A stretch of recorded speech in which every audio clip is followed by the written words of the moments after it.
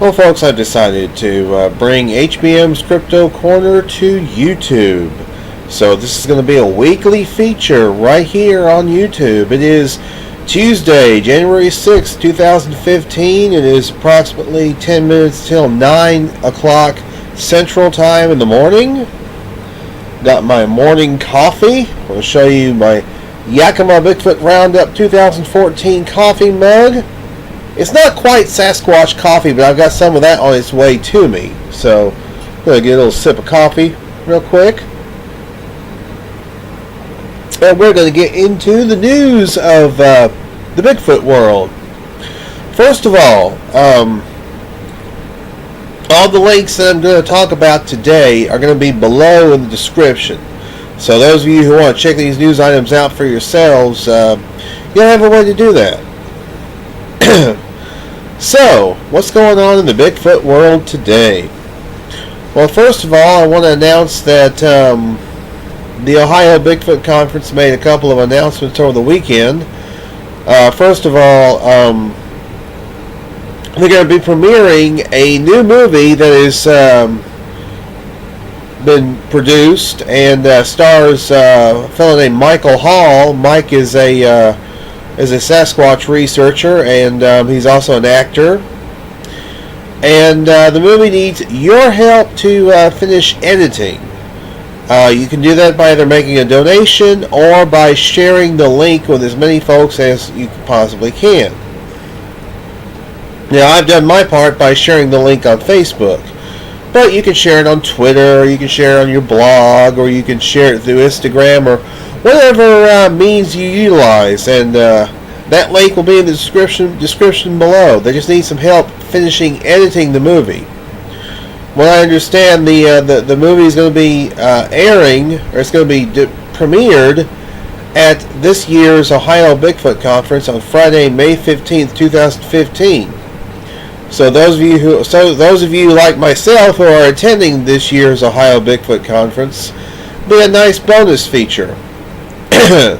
So tune in for further updates as that develops. Also, speaking of the Ohio Bigfoot Conference, Mark DeWorth is doing his annual contest in which a lucky winner can win 2 VIP tickets, 2 Ohio Bigfoot Conference 2015 t-shirts, and an art package worth over $160. And you can go to OhioBigfootConference.com or the Facebook group Ohio Bigfoot Conference for further information on that.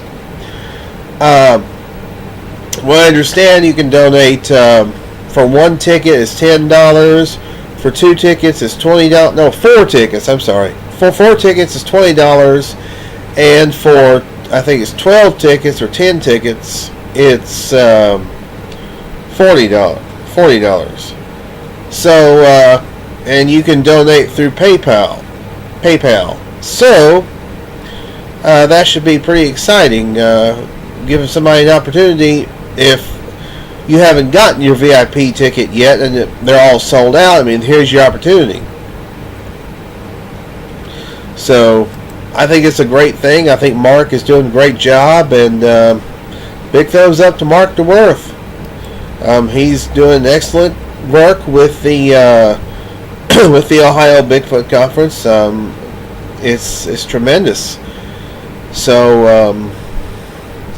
and the final speaker for the Ohio Bigfoot Conference will be announced on February 8th. So stay tuned for that.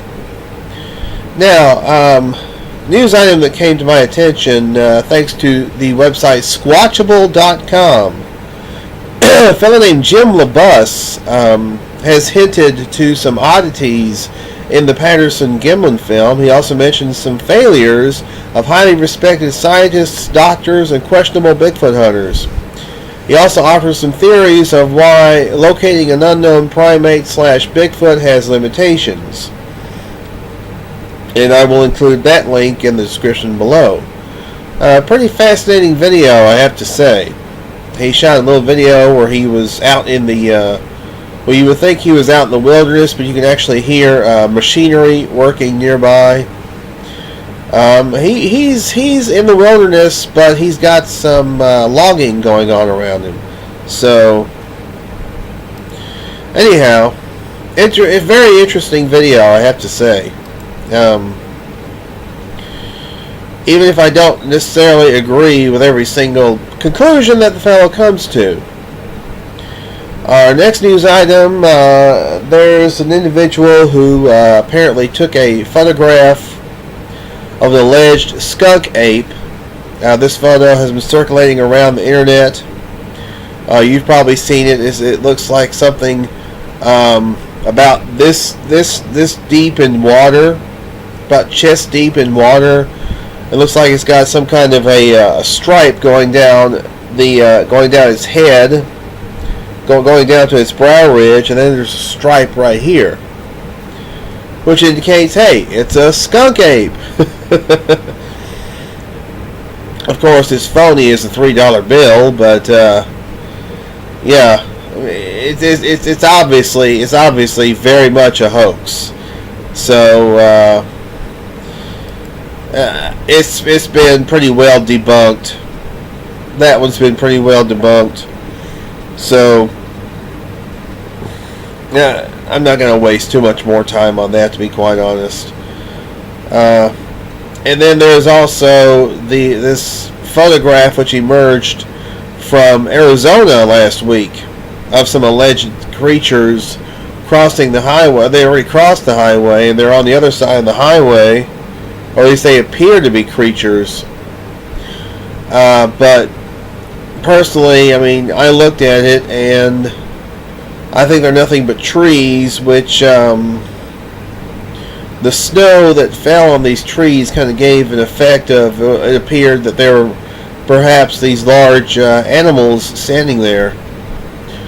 And some people thought maybe they were bears, but bears generally don't travel in that big of a group.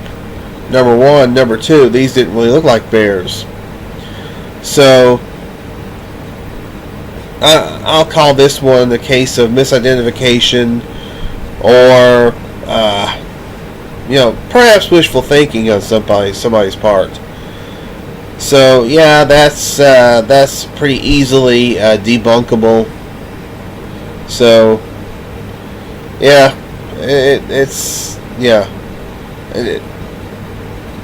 I really don't think those are actual Bigfoot creatures. I think they're just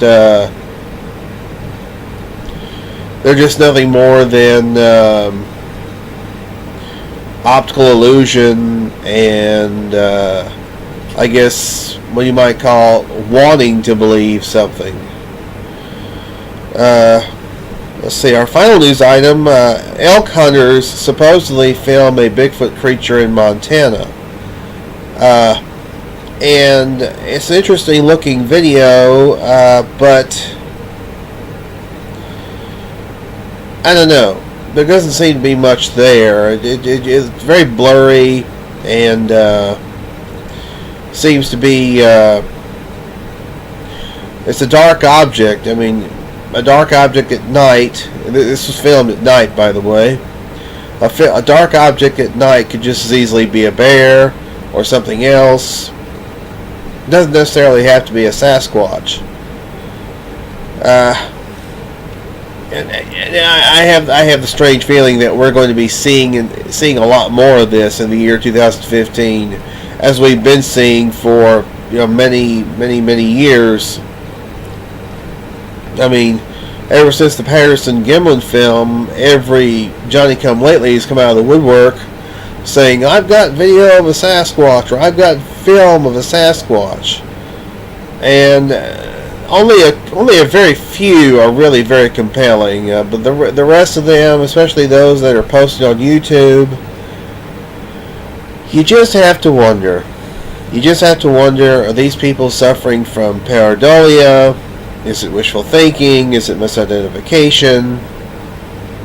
You have to wonder about that. You really do. Anyway, that's the news updates for this week, and I will be back next Tuesday with another installment of HBM's Crypto Corner.